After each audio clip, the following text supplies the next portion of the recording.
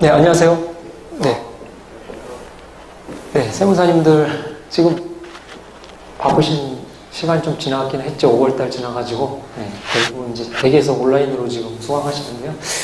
오늘 제가 아마 취득세 신고 실무가 오전 4시간이고 오후에는 이제 감면 실무 이게 4시간으로 진행할 예정인데요.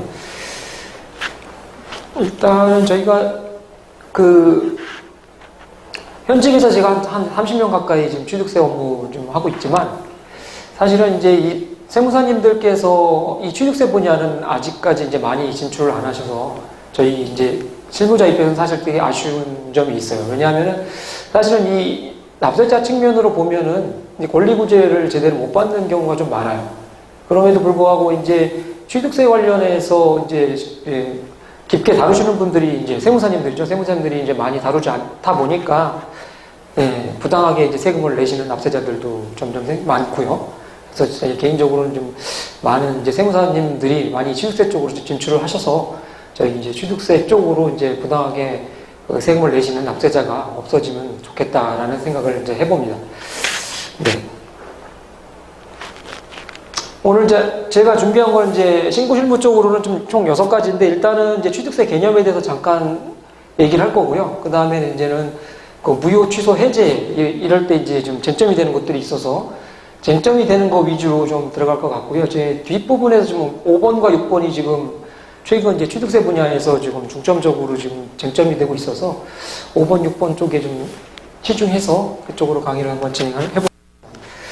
네, 이제 취득의 개념은 이제 뭐 세무사님도 다 알고 계시겠지만 취득세는 이제 뭐 사실상 취득과 이제 형식적 취득이라고 얘기를 해요. 주로 이제 얘기를 하는데 사실상 취득이라는 것은 이제 잔금지급이죠. 잔금지급.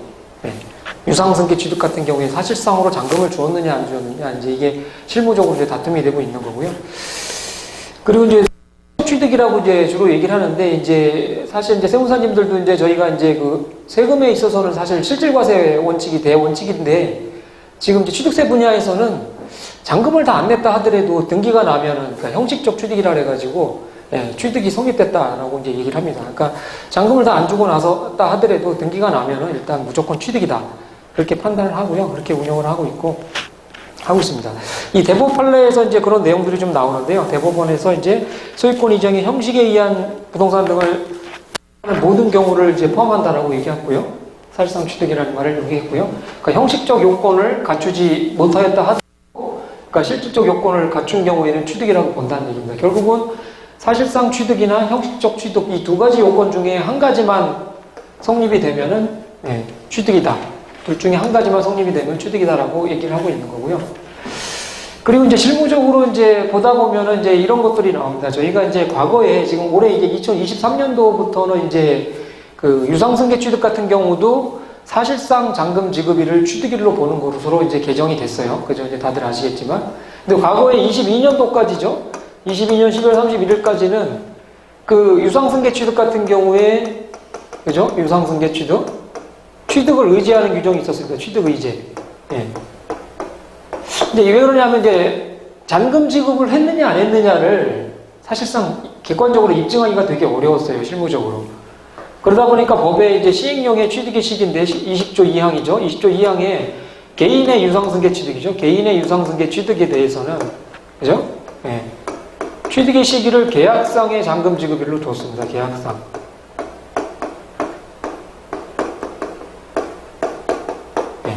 그렇죠? 계약상의 잔금 지급일로 규정을 해놨습니다.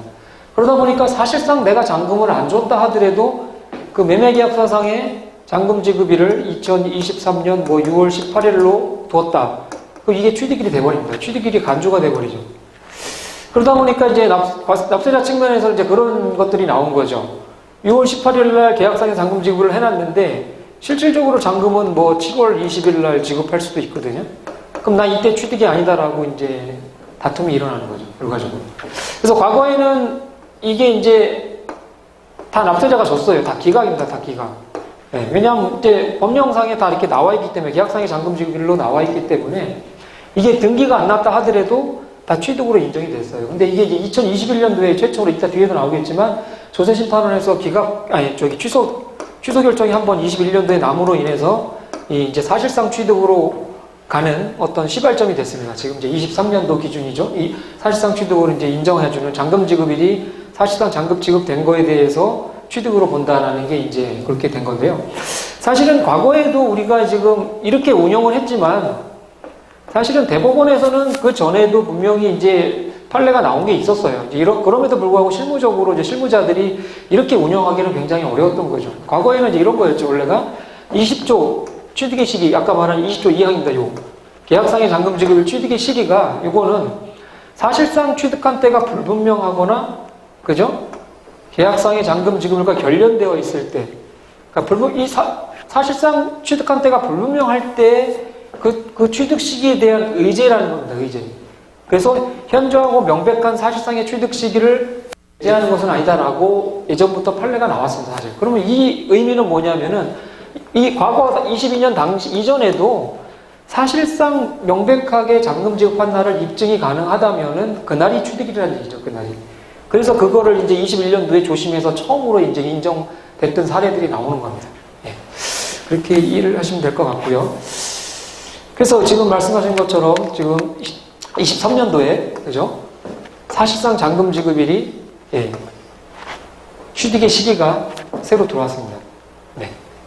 이제 물론 여기서 개인이라고 표시한 거는 이전에서는 법인들은 그죠? 사실상 잔금 지급일 규정이 별도로 있었습니다. 법인들은. 그래서 22년도 전에는 법인은 사실상 잔금 지급일로 받고 개인은 계약상의 잔금 지급일로 봤다는 얘기죠. 근데 다시 이제 23년도에는 이렇게 바뀌었는데 사실은 이게 이렇게 바뀌었다고 해서 납세자한테 유리해지는 것만은 아닙니다. 사실상. 왜 그러냐면은 사실상 잔금 지급일이 입증됨으로 인해서 사실은 요 규정이 이제는 없어졌어요. 요 규정이 이제 개인들도. 그죠? 22년도까지는 계약상의 잔금 지급일로 의제를 했기 때문에 이게 등기가 안 난 상태에서, 그죠? 등기가 안 난 상태에서 요것처럼 60일 내에 계약 해지를 입증하면은 취득이 아닌 것으로 했어요. 개인들. 이 당시에 법인은 당연히 잔금 지급일이 입증이 되기 때문에 60일 상의 계약 해제가 인정이 될 수가 없는 겁니다. 결과적으로. 왜 그러냐면 이 논리는 뭐냐면은 취득이 성립이 돼버리면은, 그죠? 취득, 성립, 완성. 여기서 말하는 완성이라는 건 법인같이 이렇게 잔금 지급일이 취득일이라고 명백히 입증되는 거죠. 이러한 것들은 취득이 성립되고 나서는 이 안에 60일 이내에 계약 해제를 했다고 하더라도 취득이 성립된 거를 없앨 수는 없어요. 취득이 완성이 됐기 때문에. 그럼 이러한 논리가 지금 2023년도에는 개인들도 이제 적용이 된다는 겁니다. 개인들도 사실상 잔금 지급일이 입증이 돼버리면은, 그죠?